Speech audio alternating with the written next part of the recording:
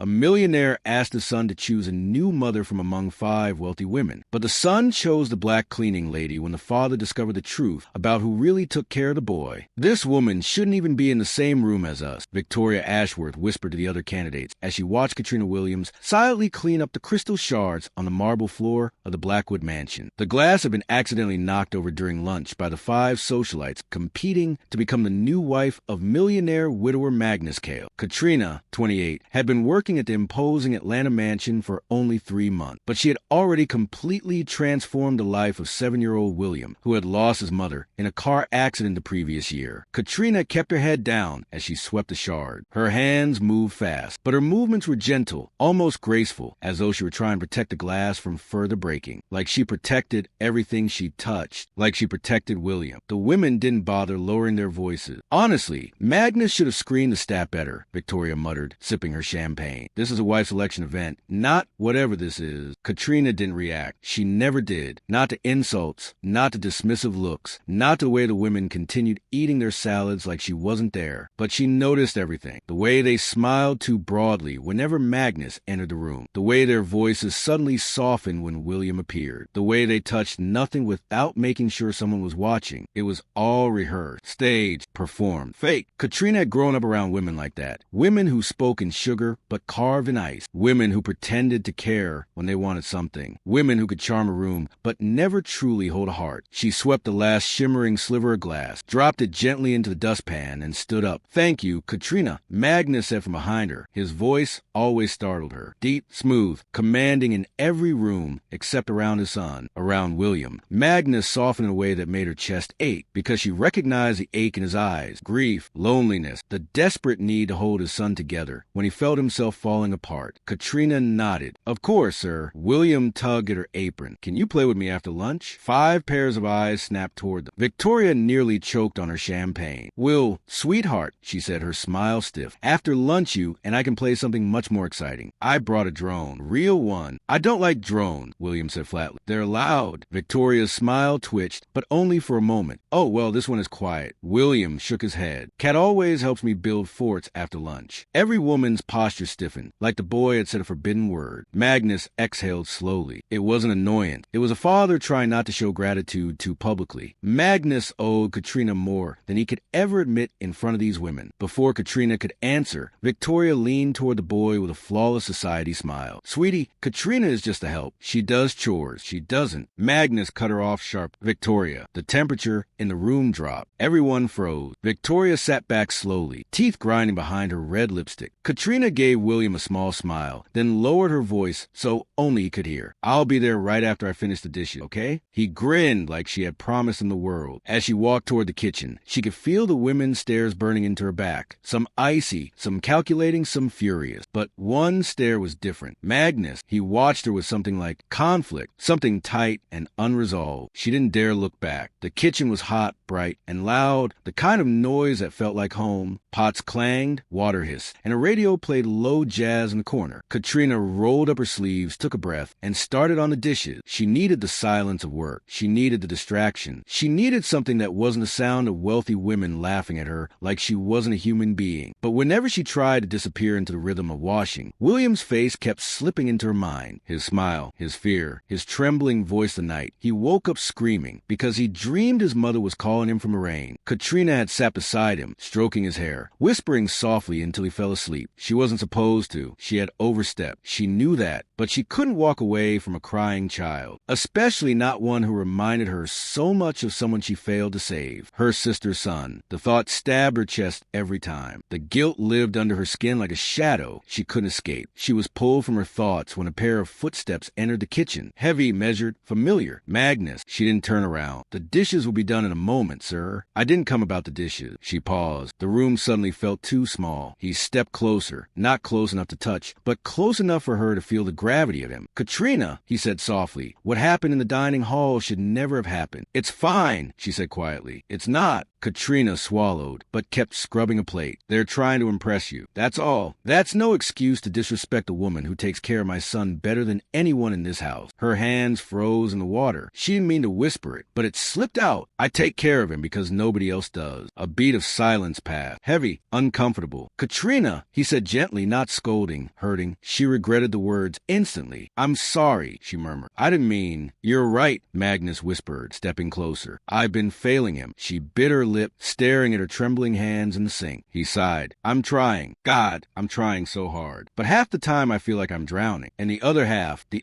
I feel like I'm pretending I'm not." Katrina hated how her heart softened. She hated that she understood. She hated that grief spoke the same language in both of them. She finally turned to him. He looked exhausted. Not physically, emotionally. Like every part of him had been holding too much weight for too long. "You're not failing him," she said softly. "You're hurting. And hurt makes everything feel heavier." Magnus stared at her for a long moment. Then he blinked hard and stepped back, straightening like he needed to rebuild the wall around himself. "The women will be evaluated again this afternoon," he said, voice returning to its controlled baritone. "I want you nearby, not working, just keeping an eye on things. Sir, I trust your judgment." Katrina's breath caught. He didn't give her time to question it. He left the kitchen with the same quiet power he always carried. Katrina leaned on the counter, her pulse racing. She knew what he was doing. He was trying to choose a wife, trying to give William a mother, trying to rebuild a life that had collapsed too violently. She supported that. She did. But she couldn't shake the uneasy feeling that she was becoming part of that equation in a way that felt dangerous. Not because of him, because of her. She couldn't grow attached to another child. Not after losing her nephew. Not after failing her sister. Not after swearing she would never let herself get that close again. But William, he had slipped past every wall she built, and now she was trapped between duty and heart. By mid-afternoon, the evaluation began. The mansion's garden glowed under warm sunlight. Rows of trimmed hedges, marble fountains, and a lawn so green it looked painted. The 5 women sat under a white gazebo, each wearing designer outfits that shimmered like peacock feathers. Magnus observed from a distance. Katrina stood by the terrace, pretending to tidy flower pots while secretly watching everything. William approached the gazebo slowly, clutching a drawing he had made earlier. Victoria squealed dramatically. "Will, sweetheart, come sit with us. We have a surprise." One of the women held up a tablet showing an expensive amusement park. "How'd you like to go here with your new mommy someday?" Katrina flinched. William didn't sit. Instead, he scanned the women's faces, hesitant, searching. "Where's Katrina?" he asked. Another woman laughed. "Darling, the maid doesn't need to be part of this. She's not just a maid," William said firmly. Katrina's heart stopped. Victoria leaned down, voice dripping sweet poison. "She cleans. We mother." William stepped back as though she'd slapped him. He turned to Magnus, who watched silently, jaw tight. "Dad," William said quietly, "can Katrina come over here?" The women froze. "Katrina?" Victoria repeated incredulously. That girl." Magnus' eyes flicked toward Katrina. "No," she begged silently. "Don't pull me into this. Don't put me in their line of fire." But Magnus gave a small nod. "Katrina," he called softly, "come here." Every heartbeat pounded in her ear. She forced herself forward, stepped slow, hands trembling at her side. William ran to her and grabbed her hand. "Don't leave," he whispered. Her throat tightened. Victoria's scoff sliced through the silence. "Magnus, honestly, are we competing against the help now?" Magnus opened his mouth to respond, but William spoke first. "I don't want to fake, Mom," the boy said, voice shaking. "I want someone who actually cares." A stunned hush fell. The women stared at him, then at Katrina, then at Magnus. And Magnus, his expression shifted. Not confusion, not surprise, not irritation, realization, like something enormous had clicked into place. He didn't speak. Not yet, but the look in his eyes, it terrified Katrina, because she recognized it. It was the look of a man seeing the truth he had avoided for months. It was the look of a man who knew the perfect mother might already be standing beside his son. And Katrina wasn't ready for that truth. She wasn't prepared to be anything more than a caretaker. She couldn't be, not with her past, not with her guilt, not with the secret she carried. But Magnus looked at her like he already knew she was the answer. And that realization, the weight of it, the impossible gravity of it, it was the beginning of the heartbreak she never saw coming. The tension in the Blackwood Mansion's grand hall was almost unbearable. The chandeliers above sparkled with cold artificial light, throwing sharp reflections on the polished marble floors. The 5 women, Victoria Ashworth, Celeste Harrow, Veronica Lake, Sylvia Montague, and Isabella Pierce, stood together, their gowns rustling softly, their their expressions frozen in forced smiles that didn't reach their eyes. They had all believed they were the ones who could capture the millionaire widower Magnus Kale's attention, but now, uncertainty gnawed at their carefully curated confidence. Katrina, the young black cleaning lady, moved with quiet precision, her sleeves rolled up, hands bare and steady as she wiped up the last shards of the shattered crystal glass. The sound of clinking pieces sliding across the marble echoed in the massive hall, drawing William's attention. "Be careful, Katrina," the boy whispered, his small hand clutching hers. "It's sharp." She gave him a small smile, masking her nerve. William was 7 years old now, but he had the insight of someone much older. He understood more than he let on. The unspoken bond between them forged in months of laughter, lessons, and quiet reassurance during moments of grief that had no place in the public eye. Magnus Kale, tall and imposing, had returned from a quick phone call in his office. His eyes swept the room, taking the 5 women lined up like trophies, and then settling on Katrina, kneeling with William by her side, his brow furrowed, lips pressed into a line of concentration. Victoria Ashworth, the sharp-tongued socialite, leaned closer to Celeste. "Does he even know what he's doing?" she whispered harshly, her voice dripping with contempt. "This woman shouldn't even be in the same room as